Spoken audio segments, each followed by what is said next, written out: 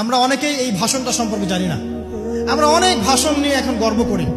নবী করিম সাল্লাল্লাহু আলাইহি ওয়াসাল্লামের এই যে সর্বশ্রেষ্ঠ ভাষণ, এটা কতজন জানেন? বিদায় হজের ভাষণ। কতজন জানেন বিদায় হজের ভাষণে নবী সাল্লাল্লাহু আলাইহি ওয়াসাল্লাম কি বলেছিলেন উম্মতকে?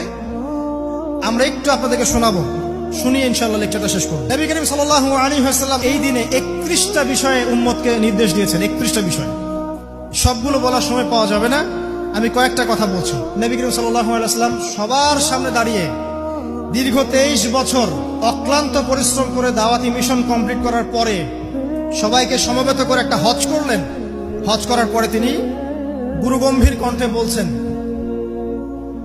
হৃদয়ের সমস্ত আবেগ বের করে দিয়ে বলছেন, হে জনগণ, আইয়ুহান নাস, হে জনগণ, আমি জানি না আজকের পর তোমাদের সাথে আমি কখনো মিলিত হতে পারবো কিনা।